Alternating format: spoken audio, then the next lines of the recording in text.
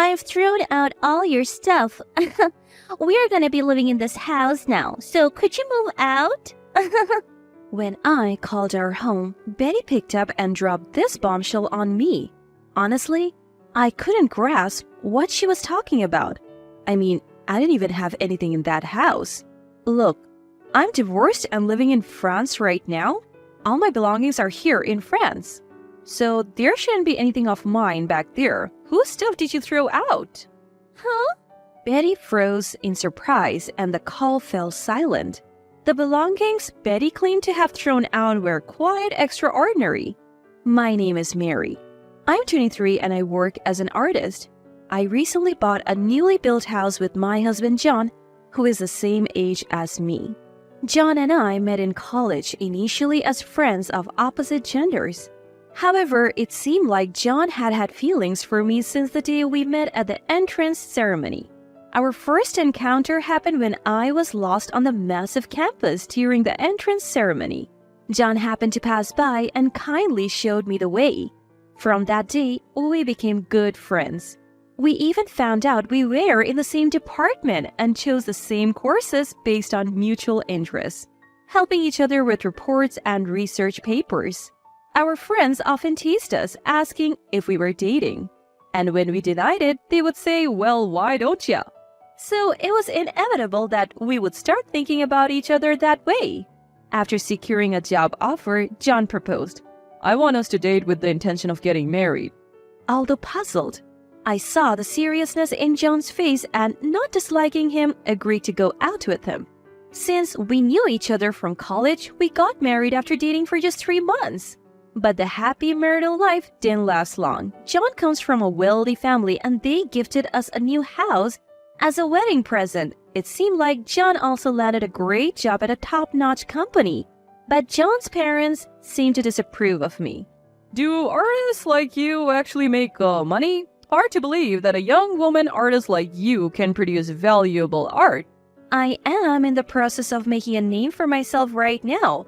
Unbelievable. Did you marry our son with the intention of mooching off him until you become famous? No. John was the one who proposed. Seeing John's parents frown upon me, I was bewildered. After all, I had gone to college just to have a degree and a teaching license as a backup. My main plan was to make a living as an artist. I also have a teaching license in art as a backup if my art career doesn't take off. John knew that when he proposed to me. However, it seems like John's parents were not aware and they started grumbling after we got married. I was completely blindsided. John, on the other hand, just played dumb as if he couldn't stand up to his parents. I confronted John with my concerns when we got home. "Why didn't you tell your parents?" "Well, it's obvious they wouldn't approve. You can tell just by the way they act." John also looked concerned as he responded, "I wonder if we can ever get along with his parents. Maybe I'm asking for too much?" I was feeling torn. Being an artist is not like having a 9-to-5 job. The income is unstable and it could take years to make a name for myself. To Catherine, John's mom, it made sense to think I was just after their money. There are people who don't understand art or artists. Art is not a basic necessity. Life would go on just fine without art in the world, but I think that a single painting can enrich someone's life. I believe that wasn't my only concern. There was another problem. John's sister, Betty. Not only she did not understand art, she seemed to have her eyes set on our new home that we had received as a wedding gift from John's parents. "Hey, John, we have extra rooms, right? Why don't we all live together?" Betty clung to John, proposing they move in with us. "No way! Why would we want to live with you right after getting married?" John seemed annoyed as he pushed Betty away. "It's fine, you guys don't have kids, right? We can help take care of any future kids." Is she just trying to offload her own kids onto us? I stared at Betty suspiciously. She didn't seem to like me one bit. "You know, John, you could have married someone prettier or someone who makes more money. What's so fun about keeping a struggling artist at home?" I was so shocked by Betty's frankness that I was at a loss for words. "Stop talking like that, Betty. It's disrespectful to Mary. Are you saying I have bad taste?" Do you not? Are you trying to be her patron or something? What do you gain from this? Betty wasn't holding back, even with her own brother. I don't measure my marriage in gains or losses. I just genuinely want to be with Mary. John glared at Betty with a voice tinged with anger, but Betty just chuckled. Why so mad? Hit a nerve, huh? My little brother is so cute. You really are a hopeless romantic. To Betty, the word cute wasn't a compliment. It was something she would say to someone she looked down upon.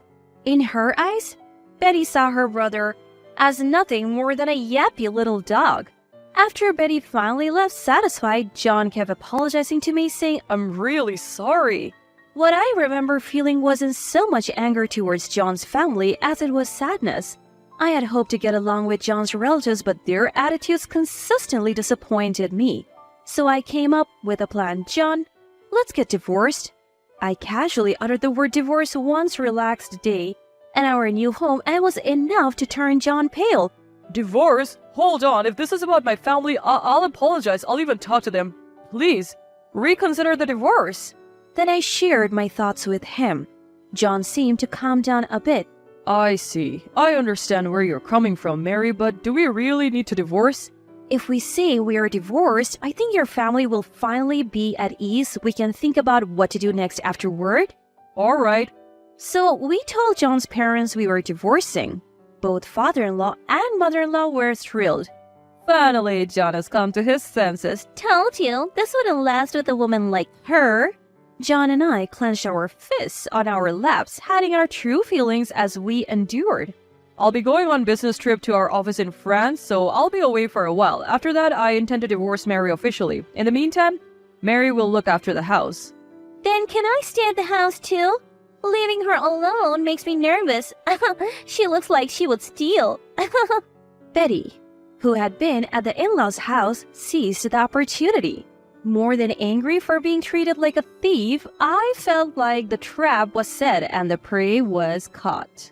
"Sure, we have a spare room. You're welcome to stay." You're so arrogant welcoming me when you're about to lose this house. I just flashed a frustrated smile, holding back the words that she was the arrogant one. "Say whatever you want. After this, we are going to be beyond your reach." And so John flew off to France, leaving Betty and me in the new home. The next day, I made a proposal to Betty. "Betty, I have a favor to ask. Turns out I've been invited to travel by a friend back home. Can you look after the house while I'm gone?" Even though John asked you to. Betty started, then suddenly fell silent and smirked. Sure, I'd be happy to help. I'll take care of this house. Have a safe trip. I handed Betty the keys, packed my bags, and left the house. So, this is goodbye to our new home. Though I felt a twinge of regret, I made sure not to look back and headed for the airport. And a week later, I decided to call Betty. "Betty, how's everything at home?" Oh, I threw out your stuff. "My stuff?" From now on, my husband and I will be enjoying this home just for ourselves. No place for you to come back to. Betty was after our new home all along. Why don't you just live at your friend's place back in the countryside, although having a parasitic artist like you must be a hassle, huh? I'm sorry, actually, I lied. What? Betty was genuinely surprised by my sudden confession. What do you mean lied? Right now, I'm not at a friend's place in the countryside. I'm in France. What? France? Yup, sis. She's with me now. John's voice interrupted, coming through the speakerphone. What's going on? Weren't you two getting a divorce? We did divorce to submit our marriage papers in France. Over the past few days, John and I were bustling about to prepare for our life in France. We both got short-term visas. John went ahead to secure our new home, and all our stuff was shipped over. Then we switched from short-term visas to residency permits and decided to live in France. We thought that even the in-laws wouldn't chase us overseas. We haven't told John's parents where in France we are. No matter how wealthy he is, they wouldn't come searching for us. Without reason, especially when they think we are divorced. John going to the French branch was true, but it wasn't for business. It was an overseas assignment he wanted. And so we started our life together again by getting married in France. By the way, Betty, whose belongings did you throw away? I don't know. I thought they were yours. There were weird paintings, like oil paintings. The moment I heard oil paintings, it clicked. Ah, so those belongings must be Dad's. What? Why is Dad's stuff at your place? Henry asked us to store them. He ran out of space. Henry, dubious about a young woman like me making it as an artist, collected oil paintings himself, but there's only so much space to display art. Henry's collection had outgrown his home, so he targeted ours. It's our new home. We can use it how we want, he had said, and stored his collection in one of our rooms. Hey, did you hear that? Go get those paintings from the dumpster now. Betty's voice flipped as she yelled, presumably at her husband. But in the end, the paintings Betty had thrown away had already been picked up. What do I do now if Dad finds out? Henry was a wealthy and powerful man. Turns out, even within a family, he was someone you wouldn't want to cross. You caused all of this. What are you going to do about it? Excuse me? How is this my fault? You're the one who threw away a painting that belonged to someone else, aren't you? Shut up! Just shut up! Fix this. What are we going to do now? Betty was just hysterical, shrieking and wailing.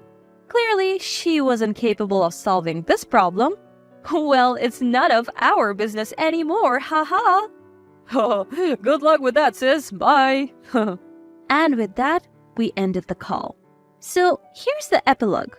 In the end, it came to light that Betty had secretly thrown away Henry's art collection, and she was subsequently ostracized by the family. Not only that, but she also hit with a bill for the value of the discarded paintings, a debt she couldn't possibly pay. Even her husband, who had been eyeing Henry's assets, had enough and saddled her with more debt before demanding a divorce. It turned out Betty's marriage was just as transactional as she had claimed. Since then, Betty has been living a lonely life in a small, run-down apartment, barely making ends meet with part-time jobs. Luckily for us, she doesn't have the means to chase us to France for revenge. Wondering how we know about Betty's tough times in New York? She calls us to vent her grievances. You would think international calls are expensive, but hey, not my problem. I hate you so much. If you ever come back to New York, you're not forgiven. Oh, scary, scary. No plans to return to New York anytime soon, so you can relax. So annoying.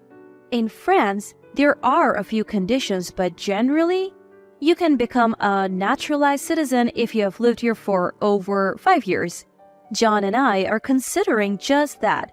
We have no lingering attachment to New York. I continue to study art in the city of Paris, a haven for artists. A revered artist I look up to is passionately teaching me and even helps me find art gigs, which is extremely helpful. My reputation is gradually growing, and I'm currently swamped preparing for my own solo art exhibition. John's job at the France office is going well, too. Together, we enjoy life in Paris, studying the French language and engaging in cross-cultural exchanges. Paris is a melting pot, and John and I have befriended people from diverse backgrounds, not just fellow Americans.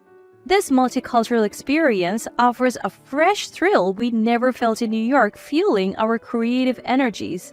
Next vacation, John and I are planning to visit the Louvre Museum to gain inspiration for my next artwork.